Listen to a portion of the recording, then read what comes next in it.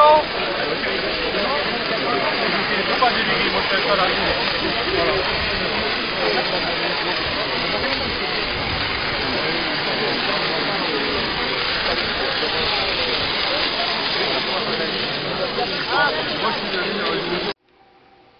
Se tourne vers l'Allemagne comme étant le modèle à suivre.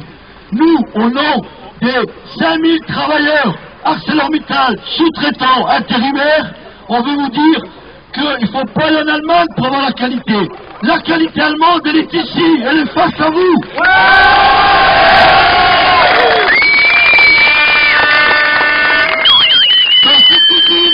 Dans cette usine, on fait ce qui se fait de mieux en termes d'acier. Simplement, quelques exemples, après je vous poserai la question.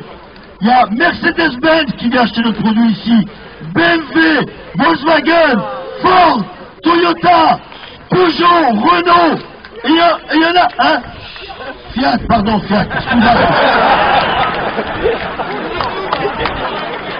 scusato.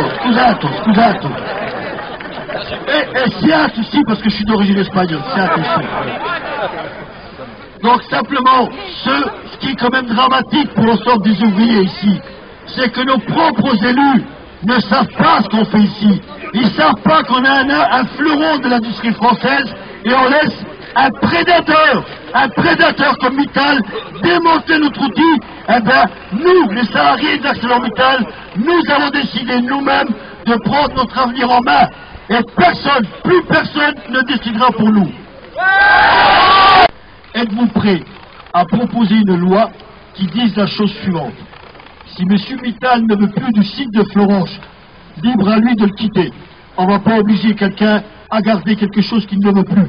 Mais êtes-vous prêt à faire voter une loi qui lui interdise de démanteler l'outil et force à nous, pouvoir public, les services territoriaux, les ouvriers, les syndicats, de retrouver un repreneur? Parce que M. Mittal, il ne veut pas simplement fermer l'outil, il veut démanteler l'outil pour pas qu'un concurrent le reprenne.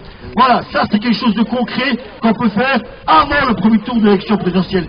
Est-ce que vous, membres du Parti Socialiste, vous vous engagez à faire une proposition de loi dans ce sens?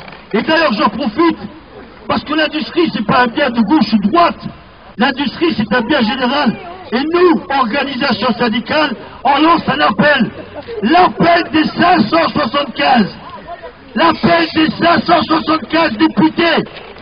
Merde! Que foutez-vous?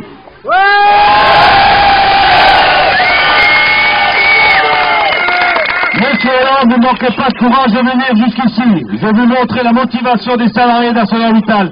Est-ce que vous voulez que la chirurgie vive? Est-ce que vous voulez que Florange vive? Vous venez d'avoir la preuve qu'ici on a la volonté de vivre, on a la volonté de battre, et on ira jusqu'au bout, Voilà, moi j'ai une question bien précise à vous poser. Actuellement, M. Sarkozy met en place la loi sur l'accord de compétitivité. Cet accord dit que chaque entreprise pourra modifier ses horaires de travail comme bon lui semble. C'est-à-dire, aujourd'hui, nous, qu'on est en sous-effectif, on travaillera 20 heures par semaine et on sera payé 20 heures. Plus de chômage partiel. Il dit aussi que ceux qui vont travailler plus, c'est-à-dire 50, 60 heures, plus d'heures supplémentaires. Et ça veut dire aussi que tous les GRTT vont disparaître. Voilà, M. Hollande, ma question aujourd'hui, est-ce que vous soutenez cet accord?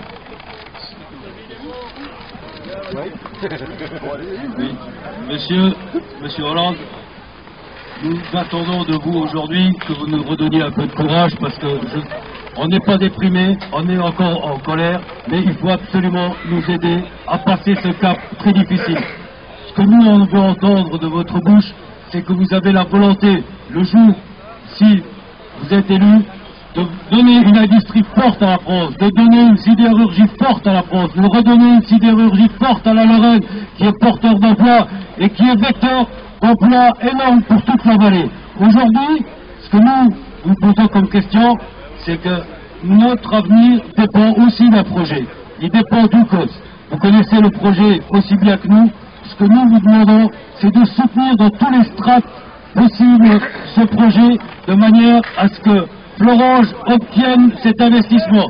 Florange a besoin d'une usine entièrement intégrée. Notre survie ne passe que par là. Il nous faut une usine entièrement intégrée et c'est une question de vie ou de mort pour nous, monsieur le candidat. Dans une région sidérurgique, mais aussi métallurgique. Le site de Florange, 2900 salariés, 160 fournisseurs et sous-traitants, 350 co-traitants. Les camarades de Geport, ils sont en nombre aujourd'hui. Vous avez eu, avant l'arrêt de la filière liquide, 405 intérimaires. Il y a des intérimaires ici. Un salarié sur deux est un métallurgiste en Lorraine. Plus de 50 000 emplois qui génèrent d'autres emplois. À Saint-Santé, ici, aujourd'hui aussi. Monsieur Hollande, nous demandons, la CGT demande des droits nouveaux dans les entreprises, pour que les comités centrales d'entreprise, pour que les comités d'établissement puissent contrer les politiques réactionnaires de spéculateurs comme Mittal, qui passe aujourd'hui à une intersyndical, unie et solidaire, maintient de vouloir arrêter sa filière liquide. Monsieur Hollande, nous demandons une autre orientation industrielle, d'autres décisions. Nous voulons une sidérurgie Lorraine, le poumon de la Lorraine, pour des emplois pour tous, pour des salaires dignes, parce qu'aujourd'hui il y a des jeunes ici. 1100, 1200, 1300 euros par mois. C'est inacceptable, camarades. On nous prépare la précarité et demain on va vous demander encore plus. Monsieur Hollande, on vous demande une autre politique, une politique sociale et industrielle sur le territoire. Quand il y a du boulot, on me le donne, et quand il n'y en a pas, on me met à la porte. Ça veut dire que là aujourd'hui, les hauts fourneaux sont à l'arrêt, donc je suis à l'arrêt avec.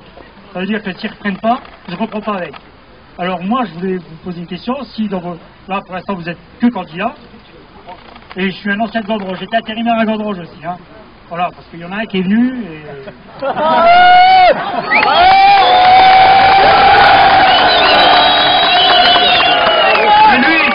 Lui, je vous cache pas, lui, il n'est pas venu l'après-midi, il est venu le matin à 8h. Mais bon, le temps qu'il a une casserole derrière, j'espère qu'il va venir quand même, hein. En attendant, non, toujours président.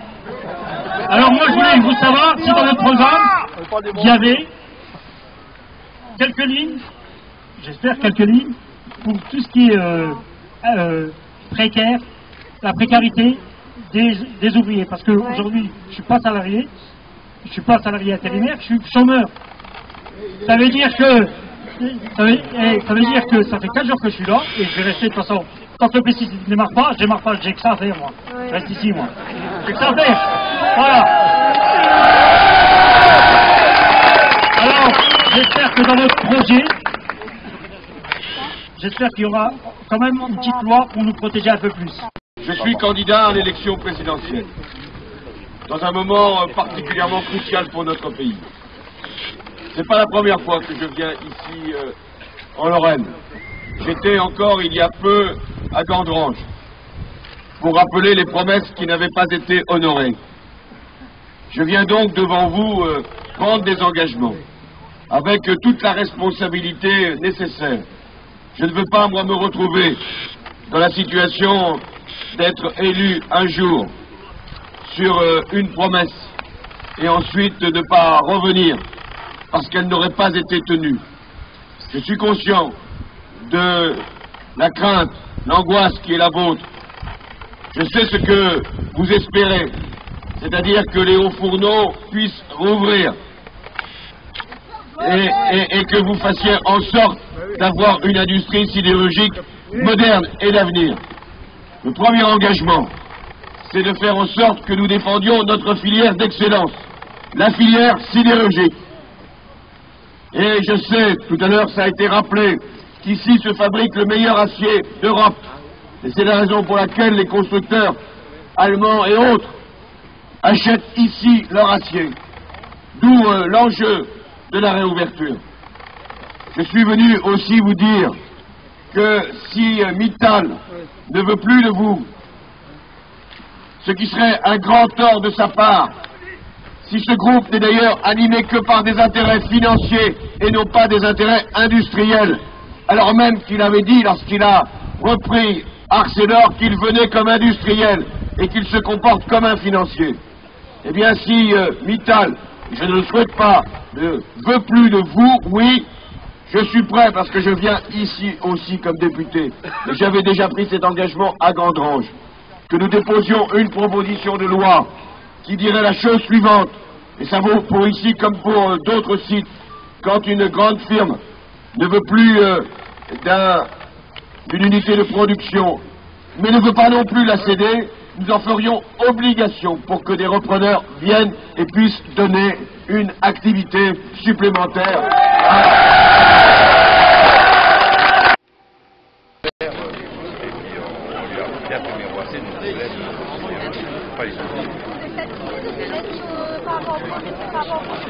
Alors, le projet de loi que je vais poser une question, je ne sais pas si vous voyez, sur l'accord de compensation. Je tiens à savoir si vous allez faire là-dedans, parce que c'est la fin des complémentaires, c'est la fin du chômage partiel et c'est surtout la fin des GRTT de tous les salariés du gouvernement. Donc, il a dit qu'il allait donc proposer cette loi à débattre entre les syndicats. Moi, personnellement, je la rejoindrai. Je ne pense pas qu'il y a un syndicat qui peut accorder du crédit à cette loi. Voilà, donc je suis satisfait dans ce sens. Au moins, on aura notre mot. Heureux d'avoir réussi à mobiliser jusqu'au plus haut niveau, même les futurs tous les candidats à la place plus haute de la nation viennent nous voir, pour nous soutenir. Aujourd'hui, on est dans un combat. On est dans un combat pour la survie de la sidérurgie et de l'industrie en France. On y croit et c'est pour ça qu'on veut démontrer à toutes ces personnes, on veut leur communiquer notre volonté d'y croire de manière à ce que le jour où ils seront aux affaires, ils puissent le faire aussi. Et François Hollande en particulier? François Hollande, c'est la deuxième fois qu'il vient déjà en l'espace de quelques semaines. Donc on a l'impression qu'il montre un attachement certain à notre combat et on le remercie d'être venu, mais on fait appel à tous les candidats. Je suis désolée, mais c'est bon, j'ai tous les... Très forte selon la région. Les régions comme celles-ci qui sont marquées par la crise économique, la crise industrielle depuis des années, et la région qui se développe. Mais on sent quand même une grande inquiétude. Il y a deux éléments qui nous parlent. L'inquiétude générale par rapport à l'avenir, même là où ça va bien, l'inquiétude par rapport à soi, par rapport à ses enfants, ses petits-enfants. Et en même temps, l'autre élément, c'est qu'il y a des valeurs sociales dans le pays. Que les valeurs de justice, d'équité, elles sont partagées. C'est un bon pays avec des différences, des gens qui espèrent, des gens qui sont désespérés. C'est ces différences-là qui font aussi l'unité de notre pays. Moi, qui parcours beaucoup le pays, pas qu'en campagne électorale, c'est pas le moment où on voit le mieux. C'est ce qui me frappe, ce qui me frappe encore. Et j'imagine que grâce au vélo, les choses vont moins vite dans un monde où tout va trop vite.